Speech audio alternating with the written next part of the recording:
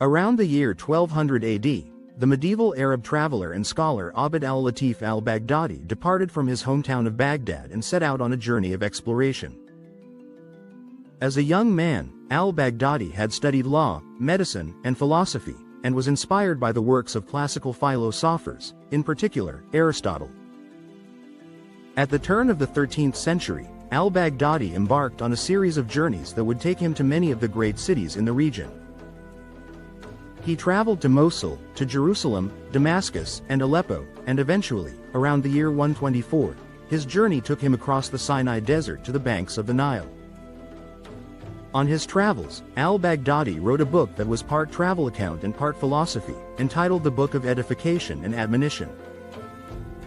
In it, he recalls the remarkable impression that Egypt made on him. Egypt is a land of wondrous monuments and strange stories. It consists of a valley enclosed by two ranges of hills, one to the east and one to the west. The Nile runs between them until it reaches Lower Egypt, where it divides into branches, all of which flow out into the sea. The Nile is unusual for its length. We know of no other river in the inhabited world that covers a greater distance. As al-Baghdadi traveled around Egypt, he was struck by the incredible variety of ancient remains he saw, great temples of stone and tomb complexes crumbling beside the waters of the Nile. But none of these compared to the most fabled of all Egypt's monuments, which rose over the horizon not far from the city of Memphis, at a place called Giza. First among them are the pyramids. The ancient monuments in Egypt are such as I have never seen nor heard tell of in other lands. They are very numerous. All are situated on the Giza side of the Nile and extend in the direction of Memphis, spread out along a distance of about 2 days' journey. Some are big, others small, some are of clay and mud brick, but most are of stone. Some are stepped, but most of them taper smoothly. Of all these pyramids, 3 stood out for their seemingly impossible immensity.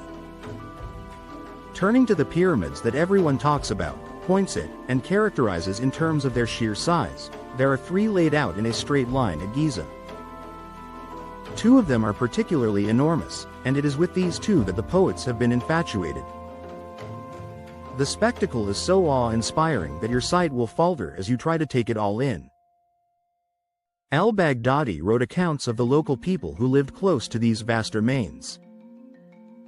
He describes some who climbed to the tops of these structures, and others who quarried them for their fine-cut stone. Others still became obsessed with exploring the hidden tunnels and chambers that branched out beneath the pyramids.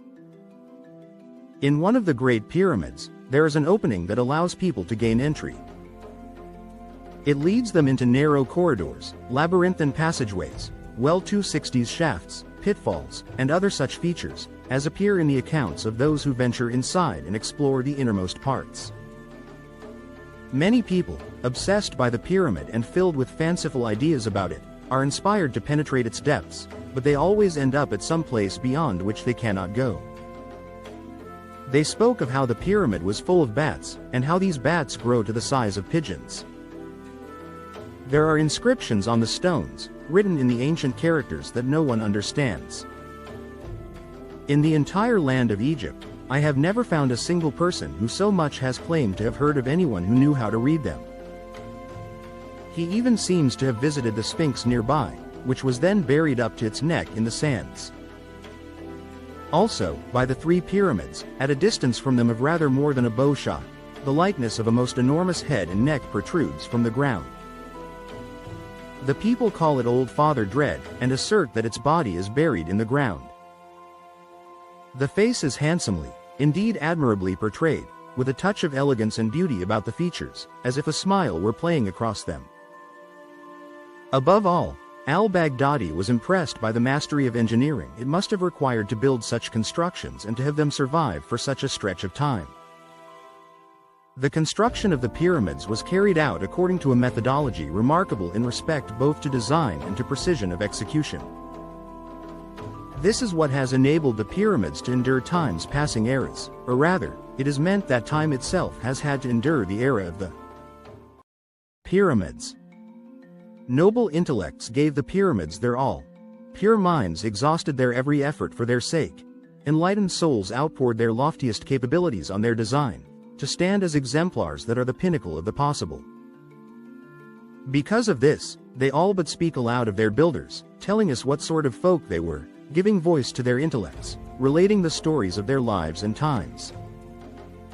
When al-Baghdadi visited Giza around the year 1200, the Great Pyramid was the tallest man-made structure in the world, and had been for more than 3,700 years. All that time, it had testified to the greatness of a civilization that had grown up on the banks of the Nile. A civilization that had passed through countless periods of flourishing and decay, and then finally disappeared beneath the sands of the desert. My name's Paul Cooper, and you're listening to the Fall of Civilizations podcast.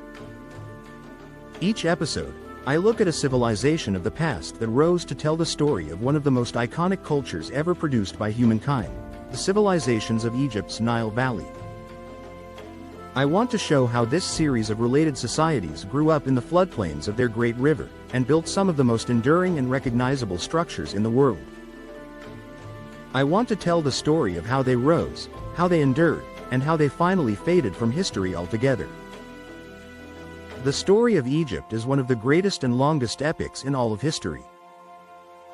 Many empires would consider themselves lucky to last through the reigns of 31 kings, but ancient Egypt would see the reign of 31 dynasties of kings, lasting for more than 3,000 years. In the time since, historians have long struggled with this panoply of rulers and eras, and have tried to wrestle the history of Egypt into neat categories.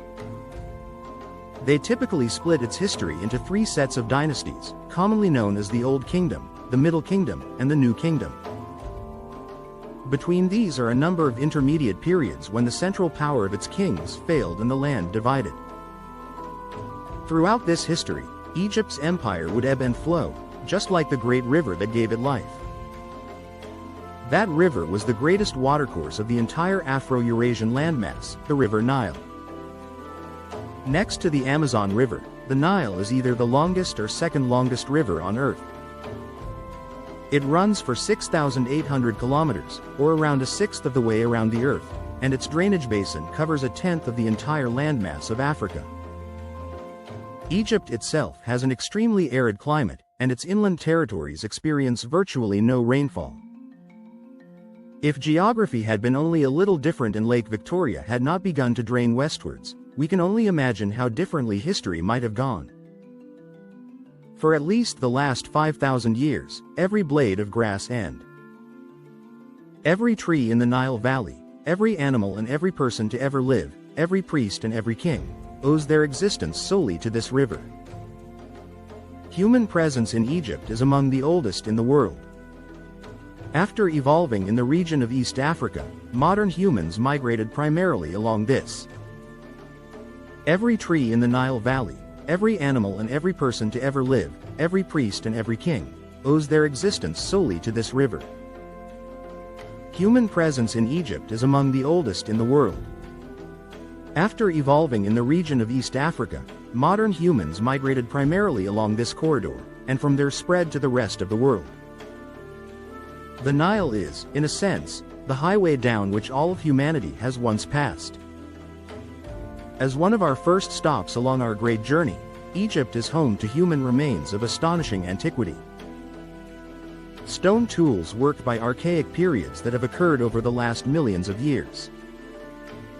These are times when shifts in the planet's climate caused rains to fall on the Sahara Desert.